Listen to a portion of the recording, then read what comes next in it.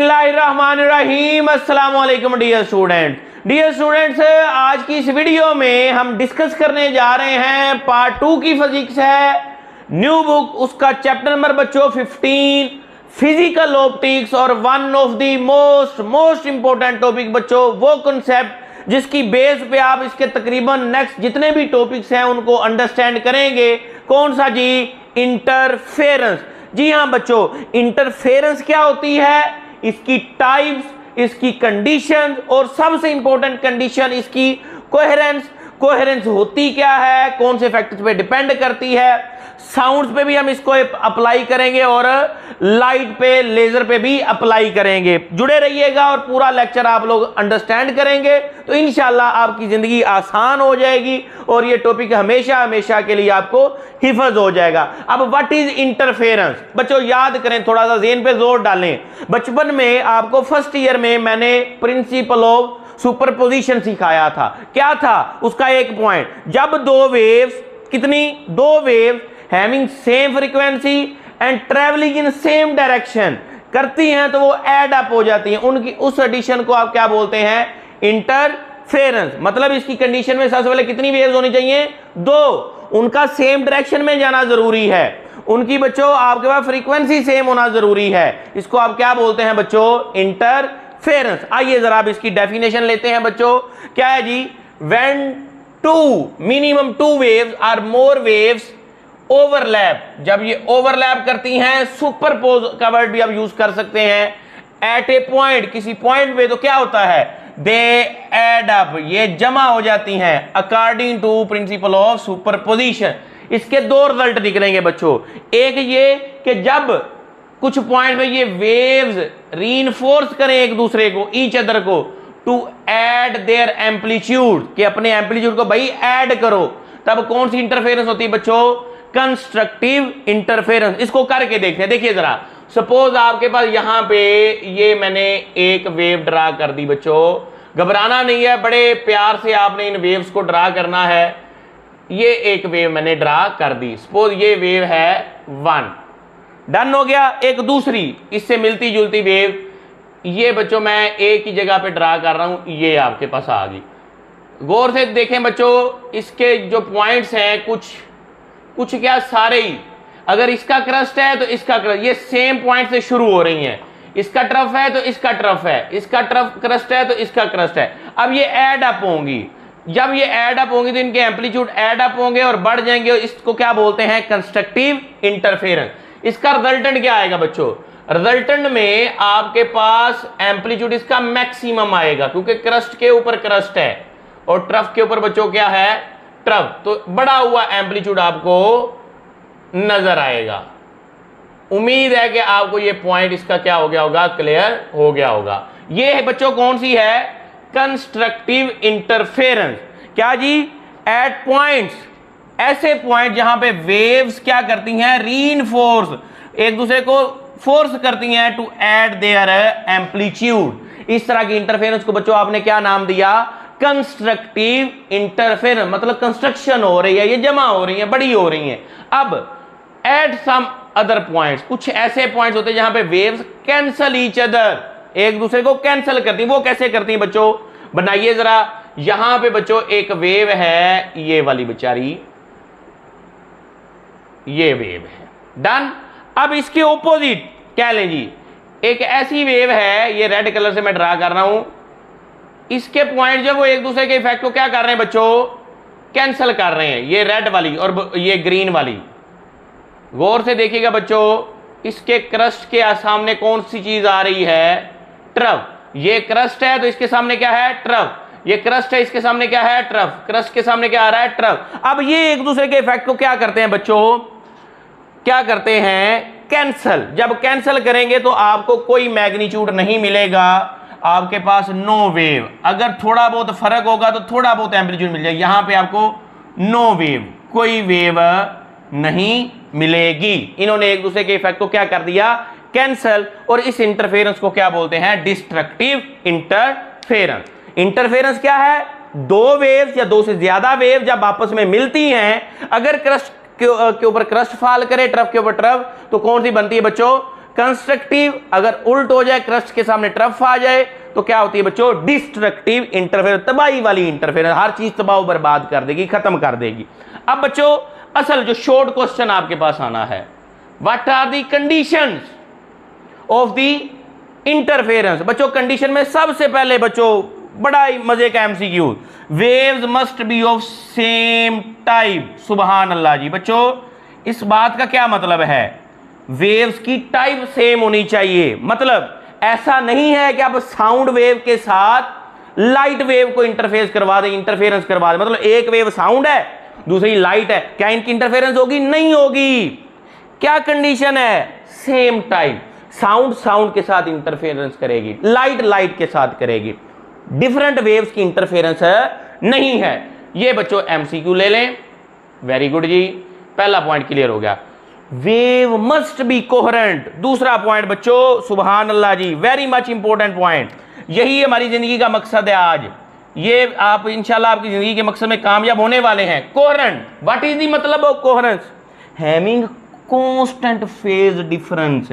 इनके फेज का जो डिफरेंस होगा वो कांस्टेंट होगा। क्या होता है ये? चलते हैं, अभी जिंदगी पड़ी है, अभी बड़ा लेक्चर रहता है, इसको अंडरस्टैंड करेंगे। अभी इस पॉइंट को नोट कर लें। एक तो सेम टाइप होनी चाहिए, दूसरा क्या होना चाहिए? कोहेरेंस। एक और लफ्ज बच्चों आज से निकल गया, मोनोक्रोमेटिक। मोनो का क्या मतलब होता है? एक सिंगल, क्रोमेटिक कलर से निकला है। ऐसी वेव जिनका कलर भी सेम होगा, रेड के साथ इंटरफेरेंस करेगी, ब्लू के साथ करेगी। इसका मतलब क्या है? इसका मतलब बच्चों ये है, ये इस पे फोकस कीजिएगा, वेवलेंथ। कलर बेसिकली किस चीज को शो करता है, या वेवलेंथ किस चीज को शो करती है? उसके कलर को। तो बच्चों क्या हुआ यहां पे? मोनोक्रोमेटिक से आपको क्या बात समझ आई कि वेवलेंथ सेम होनी चाहिए दोनों वेव्स की। दोनों की ऊपर आपने ये जो कांस्टेंट फेज कहा है ना, इसका मतलब है फ्रीक्वेंसी। तो फ्रीक्वेंसी भी सेम होनी चाहिए और वेवलेंथ भी क्या होनी चाहिए? सेम होनी चाहिए। क्लियर बच्चों? एक और पॉइंट ले लें, waves must be moving in the same direction. इनकी डायरेक्शन भी क्या होनी चाहिए? ये देखें, ये भी इधर जा रही थी, ये भी इधर जा रही थी, ये भी इधर है, ये भी इधर है। तो बच्चों व्हाट हैपेंड? क्या कंडीशन आपने देखी? एक तो वेव की टाइप क्या होनी चाहिए? सेम। कोहेरेंट होनी चाहिए, मोनोक्रोमेटिक होनी चाहिए, डायरेक्शन सेम होनी चाहिए। One of the most important short question बच्चों, ये शॉर्ट को, और 4 एमसीक्यू यहां से आपको मिले। आगे चलें। अब व्हाट इज कोहेरेंस? असल हिस्सा, असल कंफ्यूजन जहां से स्टार्ट होती है, लेकिन आज से आपकी खत्म हो गई। What is coherence? कोहेरेंस से पहले बच्चों, कोहेरेंट सोर्सेज। कोहेरेंट सोर्सेज कैसे होते हैं बच्चों? व्हेन टू सोर्सेज, जब दो सोर्सेज एमिट करें waves having constant phase difference, they are called coherent sources. मतलब ऐसे सोर्सेज जो ऐसी वेव जनरेट कर रही हो जिनका फेज का डिफरेंस कांस्टेंट। मैं आपको समझाता हूं एक सादा सी मिसाल से। There are 2 student, there are दो दोस्त हैं बच्चों, बड़े करीबी दोस्त हैं। एक आप हो सकते हैं जो देख रहे हैं, और एक आपका कोई बड़ा जिगरी दोस्त हो सकता है। अब दोनों को कहा जाता है कि आप डांस करें। एक को भंगड़ा आता है और एक को हिप हॉप वाला डांस आता है, वो अजीबोगरीब से स्टेप्स वाला। अब बच्चों अगर उसको, इन दोनों को कहा जाए डांस करें, लेट्स डांस करते हैं, तो अब एक भंगड़ा शुरू कर दे और एक दूसरे हिप हॉप वाले स्टेप्स लगाना शुरू कर दे। अब दोनों क्या सेम काम कर रहे हैं? नहीं, दोनों के स्टेप्स डिफरेंट हैं। तो ये लोग, ये इनका डांस इन फेज नहीं है, इनका फेज कांस्टेंट नहीं है। अगर दोनों को भंगड़ा आता है और सेम स्टेप कर रहे हैं, दे आर इन फेज, वो सेम जो स्टेप कर रहे हैं, जो उनकी फ्रीक्वेंसी सेम है, उनका रिदम सेम है बच्चों। ये जनरल एक मिसाल वैसे दी है, आप जाहिर है फिजिक्स में इस एग्जाम्पल को नहीं कोट कर सकते, लेकिन समझने के एतबार से आप कर सकते हैं। जो सेम डांस कर रहे हैं वो बच्चों याद रखें इन फेज हैं, वो कोहेरेंट हैं। जो सेम डांस नहीं कर रहे वो कोहेरेंट नहीं है। एक और मिसाल लें, एक टीचर एक क्लास में 2 बच्चे बैठे हैं, उनको कहता है बच्चों क्लैपिंग करें, इकट्ठी क्लैपिंग। अब 2 बच्चे इकट्ठी जब क्लैपिंग करेंगे बच्चों, सेम टाइम में मुसलसल कर रहे हैं, तो अब बच्चों उनका फेज सेम है, कांस्टेंट फेज है, बड़ी मजे की आवाज सुनाई दे रही है।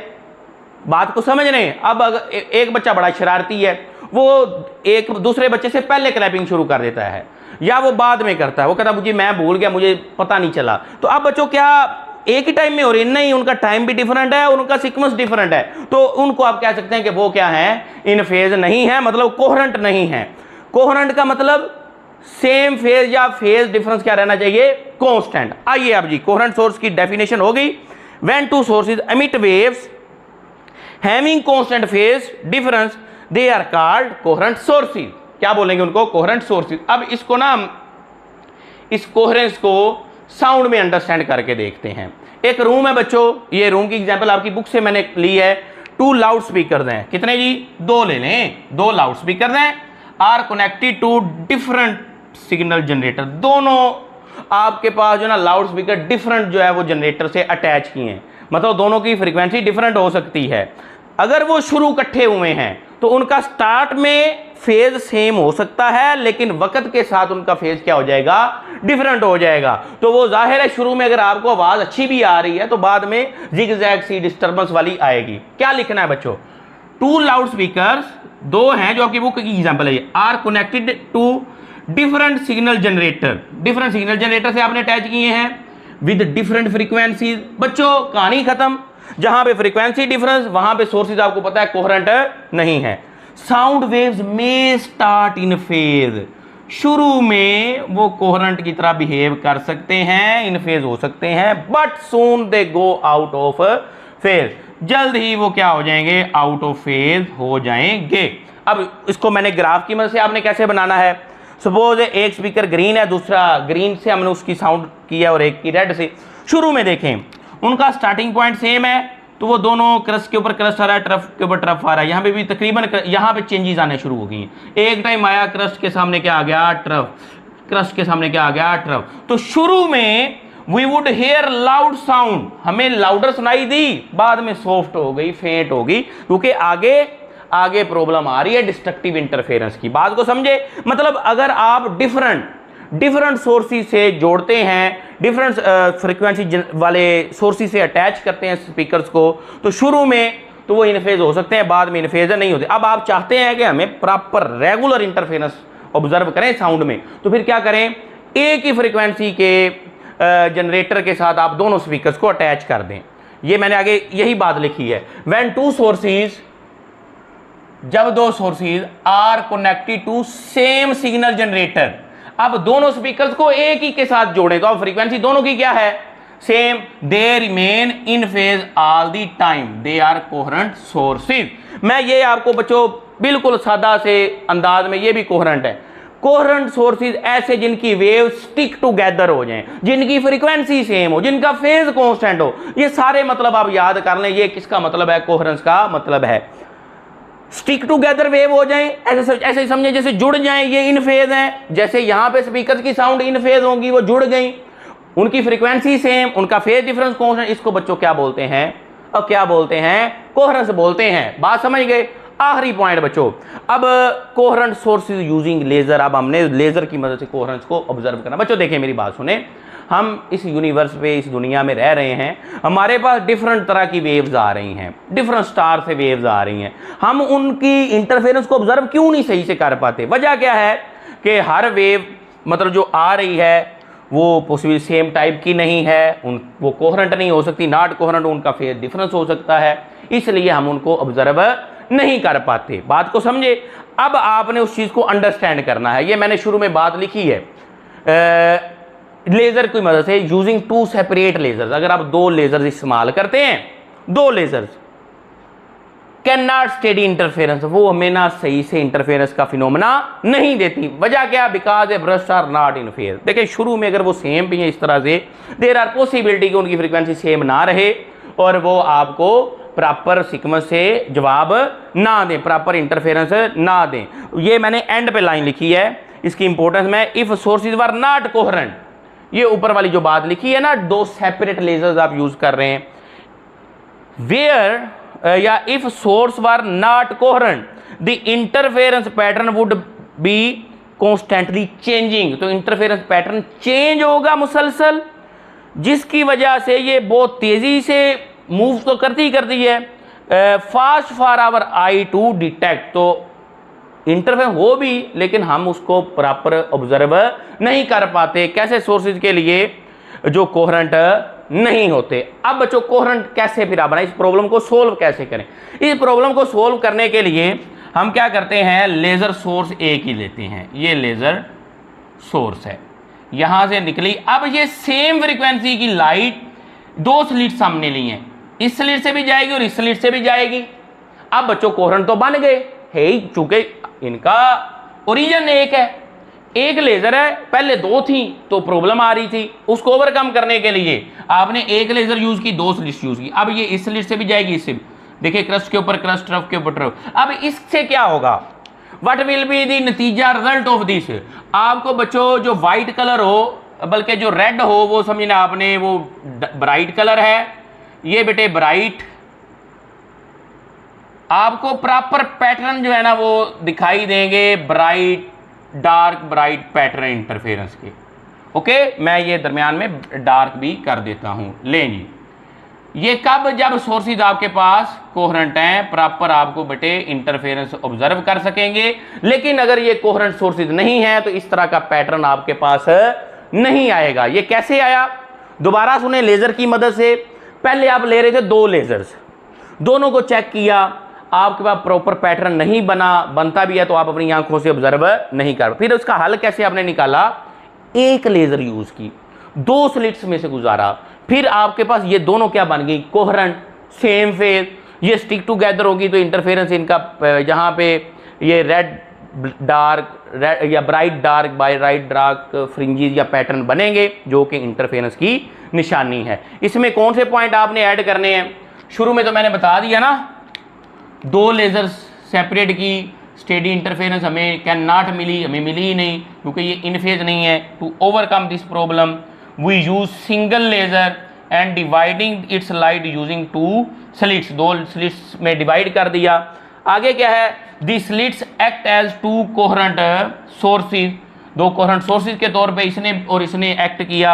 आगे क्या बच्चों बना, दे आर कॉन्स्टेंटली। अब ये बच्चों क्या हैं, इन फेज हैं। जब इन फेज होंगी तो आपके पास क्या होगा बच्चों, आपको इंटरफेरेंस मिलेगी। If sources were not coherent the interference pattern would be constantly changes, या चेंज होगा, for too fast for our eye to detect. बच्चों ये है टॉपिक, मैंने इसके सारे इंपॉर्टेंट पॉइंट यहां पे मेंशन कर दिए हैं सारे। तो आप कम से कम इतना लाजमी लिखें अपना, अगर ये लॉन्ग आ जाए तो आपको ये आना चाहिए। मैं समझता हूं कि अब आपको ये क्लियर हो गया है। मैं रिवाइज करवाता हूं बच्चों।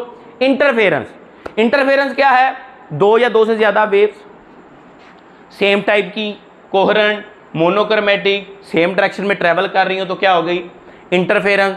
अगर क्रस्ट के ऊपर क्रस्ट फॉल करे ट्रफ के ऊपर ट्रफ तो कौन सी होगी, कंस्ट्रक्टिव। अगर क्रस्ट के सामने ट्रफ आ जाए तो कौन सी होगी, डिस्ट्रक्टिव होगी।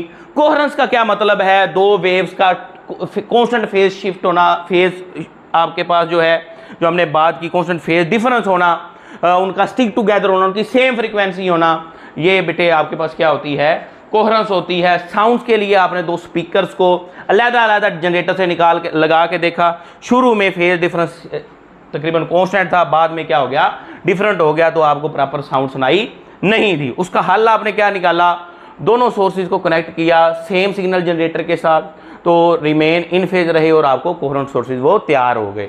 लेजर के लिए पहले दो लेजर ली, प्रॉपर नहीं आपके पास काम बना, फिर एक लेजर को आपने यूज किया, दो स्लिट्स में से गुजारा तो आपको प्रॉपर पैटर्न मिल गए। तो डियर स्टूडेंट ये था आज का टॉपिक, कौन सा, इंटरफेरेंस वाला।